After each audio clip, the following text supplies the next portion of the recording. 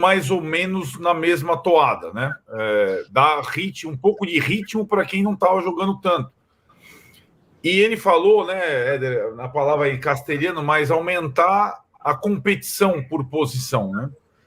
E no jogo treino anterior, o Eric foi bem e acabou ganhando uma chance contra o Vasco, foi bem e mantido contra o Criciúma, né? E aí entra onde o Wilsinho falou, né? Não só nos jogos a 6 contra 6, mas sobretudo em jogos treinos. Se o cara começa a mostrar alguma situação nova, alguma possibilidade, ele pode ter chance. O Zubeldia, em relação ao Eric, ele foi para aquela semana, isso é uma informação, convicto do que ele tinha que mexer em Rafinha e Rato, né? Depois da derrota para o Cuiabá, da eliminação na Libertadores, jogo do Corinthians. Agora, no lugar do Rato, poderiam jogar vários jogadores. O William mesmo, o William Gomes, poderia ser Ferreirinha do outro lado, Lucas na direita, poderia ser o Henrique, poderia ser o Eric. O Eric se destacou mais durante a semana e acabou ganhando uma chance, né? Então, tem essa situação. Agora, para esses dois times aí, você colocou, o meu destaque seriam dois. Primeiro, evidentemente, o Alisson, né?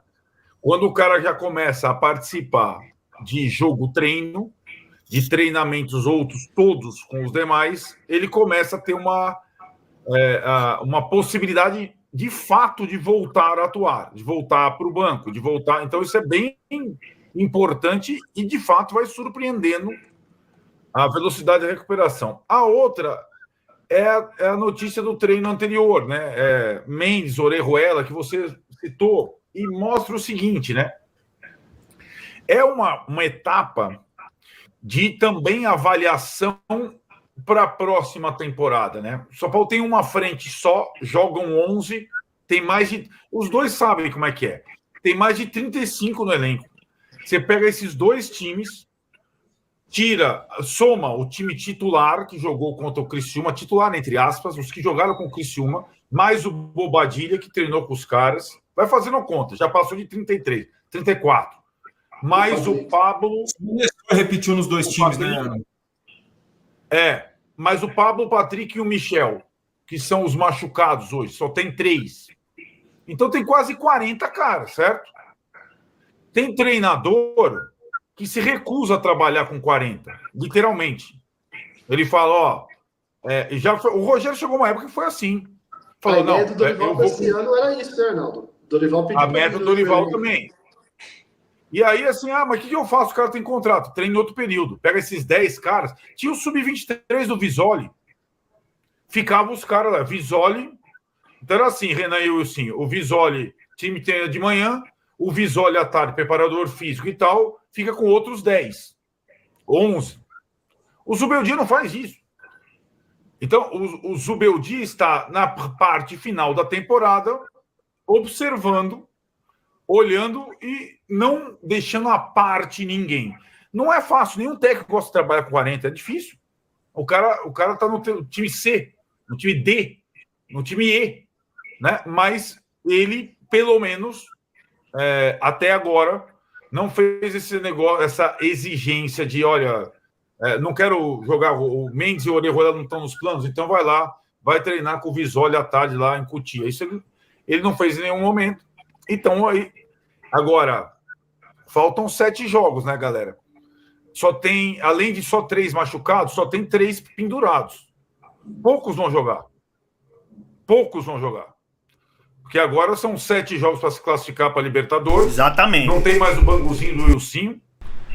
E agora é aquilo. Eric disputa com o William e com o Henrique. O Ferreira disputa com o Rato e com não sei quem. E assim vai. Não, agora não tem muita margem para experiências nos jogos. Então, que sejam nos treinos, jogos treinos e tudo mais. A gente vê nesse primeiro time aí, acho que o que mais chama atenção é o Matheus Belém, né? Que é um cara que não jogou esse ano. E ele tá do lado do Ferrarese, sendo que o outro time tem Juan e Sabino, que foram até uma dupla titular, né, recentemente. E tem ali também o Santos. Exato. A ideia é que outros eles estão falando sobre o patrocínio, galera. Patrocínio. A longo prazo para fazer parte de um projetão 2030. Eu tenho trauma também de centenário, cara. É o Atlético Paranaense. Vamos fazer a coisa com calma, né? Atlético Paranaense faz muito auê. O time do Flamengo era Romário, Sávio e Edmundo. Vai ter calma, né? Mas aí tá. O São Paulo é o clube grande mais jovem do país, né? É o que não fez 100 ainda. Fica aquela situação. Então tem que fazer um marco, Natal, tal. Então tem essa situação política toda. Lembrando que tem uma curiosidade, né? Que o Casares, em tese, não estará no comando do time, do clube, daqui a 2 anos, né? Quando acaba o mandato dele, o segundo mandato. Mas veremos. Porque teve algumas situações, né, Dupla? O estádio do Corinthians, que foi levantado para a Copa do Mundo. Ele tá falando sobre o estádio agora e patrocínio, galera. Não foi pago. Mas o André Sanches, que era o presidente na época, foi o idealizador lá do projeto, tocou. E aí não continuou sendo presidente do Corinthians, aquilo não podia de forma estatutária, mas virou o gerente do estádio, o responsável pelo estádio, né? Então o poder, a política, ele é muito sedutor, né? Então, essas situações todas que estão aí para 2030. Agora, tem essas duas coisas do segundo mandato do Casares que parecem mais urgentes. A questão do fundo econômico que visa uma temporada seguinte mais enxuta em termos de investimento. Essa é uma preocupação. Eu não sei se vocês concordam comigo. Quando a gente vê Atlético e Botafogo na final da Libertadores, Cruzeiro na Sul-Americana, e times bem estruturados correndo risco de rebaixamento, Atlético Paranaense, Bragantino, você não ter um grande investimento no time de futebol para a próxima temporada é um risco no atual futebol brasileiro.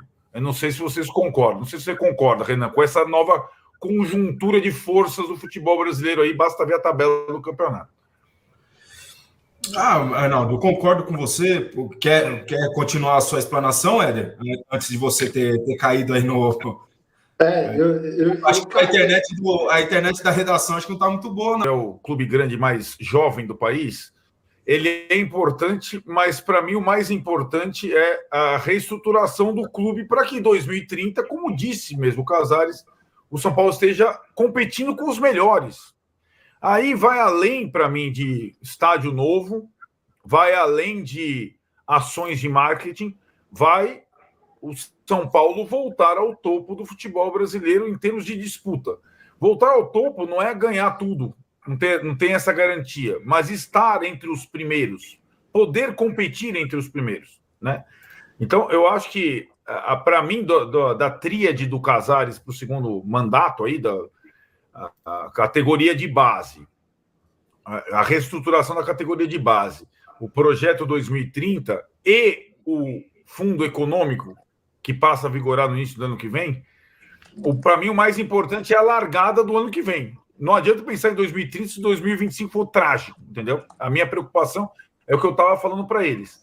E fiz a pergunta até para o Renan.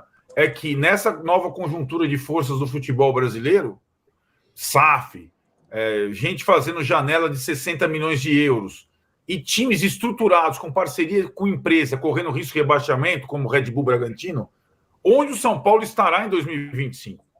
Essa é a minha preocupação, certo? Mais do que o AUE todo, as parcerias para 2030 e tudo mais. Então tá aí, galera. Né, falou sobre o jogo treino que o São Paulo fez, gol de 5-0, né? Provavelmente eu acho que o Eric vai continuar no time, né? Não sei se o Ferreirinha vai entrar ou não, né? Falou sobre o projeto do centenário do São Paulo. O São Paulo tem que ter muito cuidado com esse negócio de estádio agora. Primeiro é o fundo de investimento. A gente precisa que dê certo esse fundo de investimento, que comece o próximo ano, né? A gente enxugar as dívidas bancárias, enxugando as dívidas bancárias, não tem mais juros, e com esse dinheiro que a gente pagava em juros, que é mais do que 80 milhões, a gente consegue pagar nossas dívidas pouco a pouco. Então isso é ótimo. o projeto centenário deixa para 2030, a gente vai resolver, o clube resolve isso com mais calma e tal. A Demicon é a primeira patrocinadora de até 2030, ou seja, a primeira patrocinadora que vai participar do projeto centenário do São Paulo. Então isso é muito importante. Eu vejo que o São Paulo financeiramente tem tudo para se reestruturar, a receita cada vez mais só cresce. Então a gente precisa enxugar essa dívida e vai começar próximo ano. Se Deus quiser vai dar tudo certo.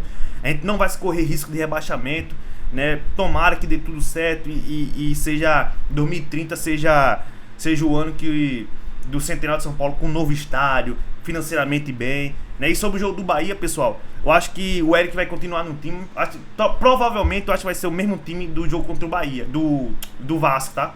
Então qualquer nova informação a gente faz um react aqui. Todos esquecem para o All Sport, valeu? Link na descrição, tamo junto, galera. E faz aquele negócio que vocês sempre fizeram, se inscreve no canal, deixa o like e comenta sua opinião aí, valeu? É nóis. E comenta aí o que você achou aí sobre o projeto centenário, o novo patrocínio do São Paulo até 2030. Comenta aí embaixo aí, valeu?